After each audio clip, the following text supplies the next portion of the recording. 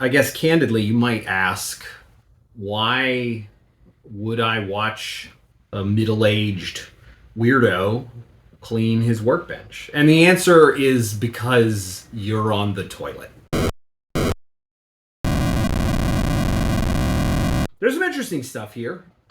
Let's get going.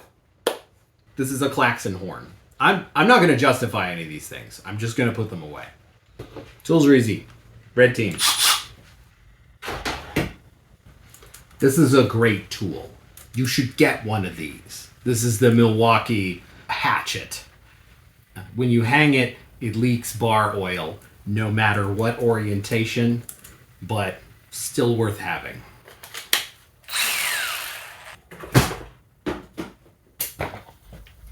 These are laboratory cast-offs that I grabbed at one point, and I keep the labeled thing in them, alcohol. They behave almost exactly like you would expect in the summer. It gets hot, and that alcohol evaporates, and it creates pressure in the bottle, and the thing just sort of squoots out all of its contents spontaneously, and it evaporates, and I come in and I go, where did all my alcohol go? And I just repeat that process until I die.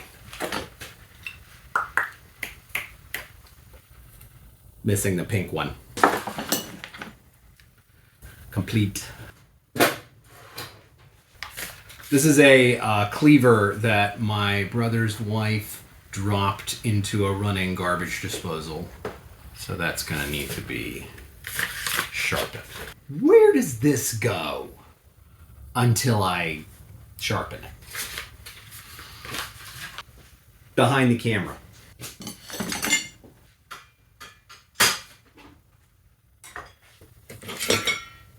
Bits.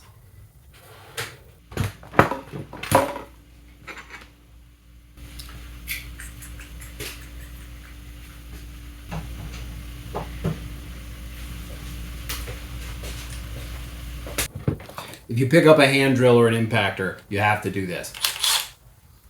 I don't make the rules. I wish the M12s had a battery gauge on them. I pick up a lot of M12 batteries and want to know what's in them, and there's just no way to tell. I like this thing. This is a hand turner for like a socket. So if you have a socket, you can snap it on there, and it's got kind of like an astrolabe orbital mechanism that lets you hand crank, which is kind of cool.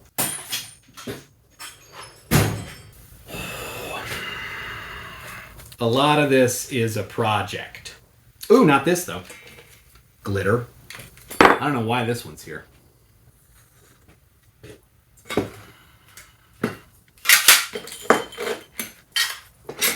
Just metal. No reason. These are actually part of a project. Watch me give up a project.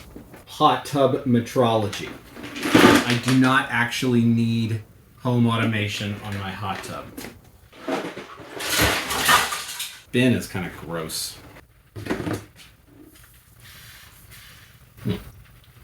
Empty.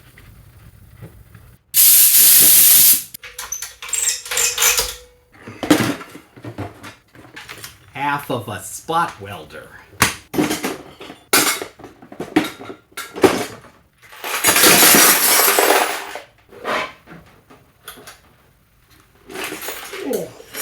Put this down here for a minute. I'm sure I will find other pieces of that project. Let's file this away.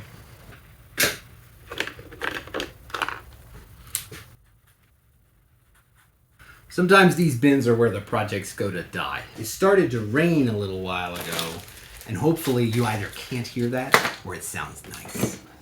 I love these little magnetic screw holder tray things. This is for the spot where it's a 3D printed part, but it was a prototype. This is the good one. This is the one that ended up being the right shape. So this one goes in the bin. I don't actually need this for the next thing I want to do, so I'm going to put it away. It goes on the wall.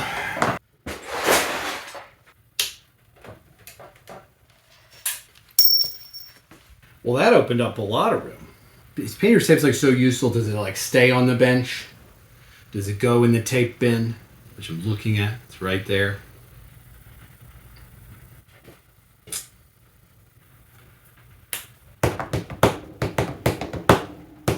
It's tempting to want to bin it all up and then bring it to the house. But then, of course, I never remember to bring the bins to the house, and they just sit here and pile. Ooh, cereal bar. Hot sauce. We made this. It's fermented. I'm not going to take this out, but I'm going to put it so it's blocking the door so that I remember. Handle for one of my wife's tools. I actually have a bin of tools that need to be rehandled. I'm going to put it there, even though this is kind of the inverse of that.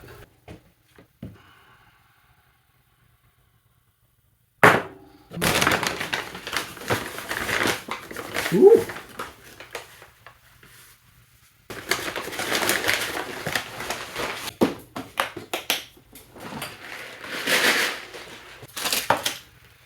Capacitors.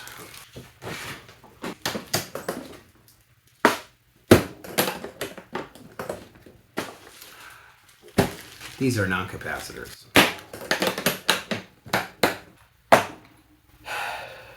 This is what happens is I get to where I hate putting things away and then I go do something else. Nails. Part of me goes, who uses nails? But then I go, oh, they're ring nails. They're kind of nice. Ah, I see now why these are out. This case is full. I love these cases. These are DeWalt. They're kind of the big and chunky ones, contrasted with the Stanley smaller one that are kind of thinner. The thinner ones are better for sorting small parts, but the thing that I don't like about them is that the tops are thin, the bins aren't held in there very well, and there's really no walls in the lid to keep things from jumping over. And what happens is inevitably, you've got things to kind of, in the lid, they've got features to kind of align the bins and hold them in place, but it's not quite enough. And if you're storing a bunch of small stuff, 6 different types of things in this bin, and this is not a potpourri bin, these 6 things are like the 6 things that are adjacent to them in the case, which is obnoxious. I like these bigger ones because the plastic is thicker, the lid is more rigid, it's got these big ribs, it's just nicer, and things don't tend to want to jump the walls as much, but the problem is that they're big and chunky. This is like 2 or 3 times the thickness of the smaller bins, and you just can't hold as many different things, and a lot of times I'm holding small things instead of big things. So what I did for these is I printed these, which I call butt bins. I've got them empty. I call these butt bins for reasons that I'll explain when you're older, and they're a bin that has a divider. They've got a couple of interesting features. One of them is that they nest and they sit down. If you've got 2 stacked on top of each other, the top one forms a really good lid because of the miter and shape of the bins generally. And so you can stack these up, and I make them in 1, 2, and 3 size high. So they're multiples, and you can stack them up. This is a 1/3 size, so you can do 3 of these on top of each other, and it's great. Unfortunately, this bin, okay, I got an empty. So this is nails, so I don't mind them being too super disorganized. As long as they're kind of well separated. I'm gonna put those in there. This is great television. It's a nice microphone. Hopefully I at least get some good audio. Nails. Mealworms. It's called agriculture. Look it up. Ooh, an EpiPen. Round plastic spacer. What do you do with stuff like this? I have a bin for it.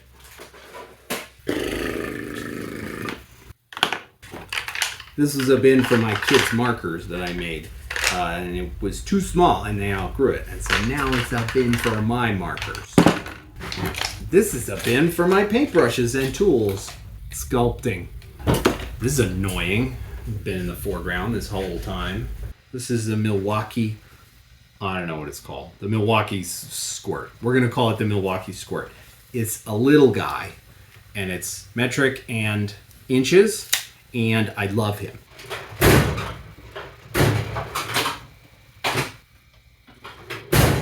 I haven't seen how the shot is framed, and so I don't know if it's actually visible to the camera when I go and put things in my tool chest, but I am fully editing out me opening 4 drawers before I find out which one contains the tool that I'm looking for or trying to put away.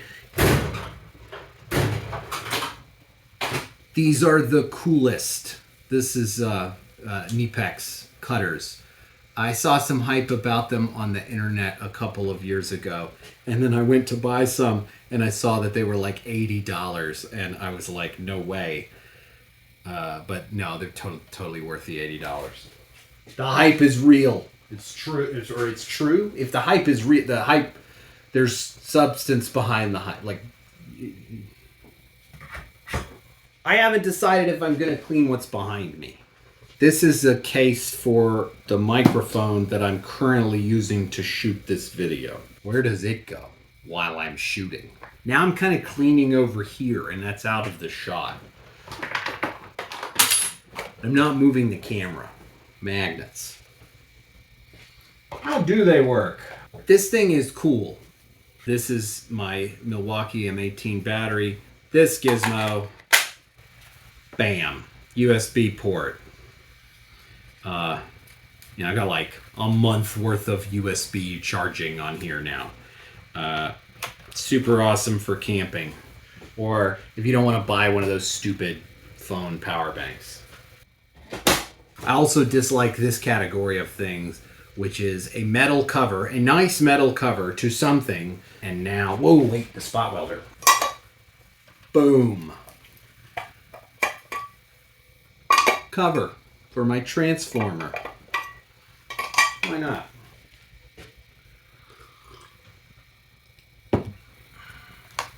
Entomological pins, number 0. Except for this one. Quilting pin, number, I don't know, look like a 4. Getting pretty close here. Is that Spanish? Papier de aluminum. That sounds more like French. Papier d'aluminum. Oh, yeah, made in Canada. I do enjoy picking up my things and talking about them. Magnet. Camping gear. This folding saw is rad, and more than the specific saw, I just wanted to point out the brand, which is Silky. It's a Japanese brand, and they're made in Japan, and they're excellent. They're just really good. They're pricey, but they're not outrageous, and they're really excellent, and they hold their edge forever.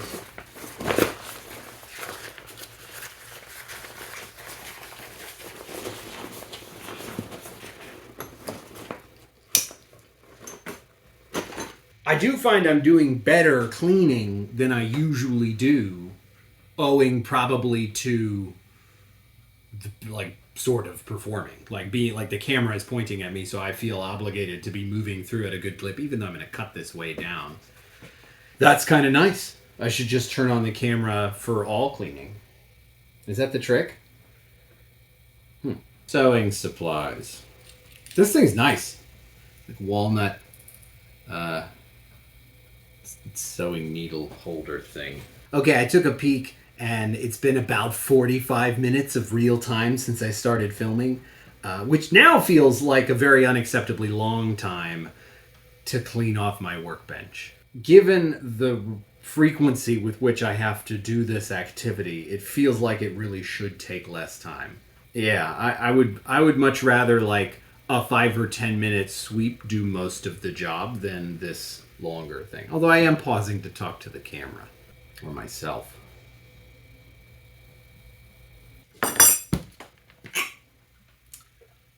rock tumbler drum. This was my tool set for the Pinewood Derby. So it just consists like a go bag. It's like contains a bunch of miscellaneous stuff that needs to go back where it belongs, and I just never did that. Graphite, super glue. No idea. This Torx thing must be there from a bike thing. Just such a mess. File these away.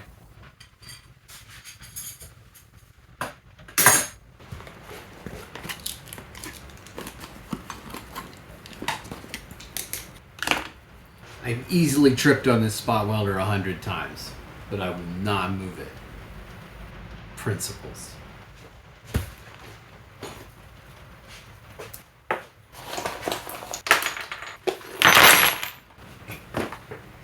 Stuff. Allen wrench, hardware. Screwdrivers, tiny screwdrivers. Both genders. I mean, you know, two of the genders. Hate these. Because the place they go is up there.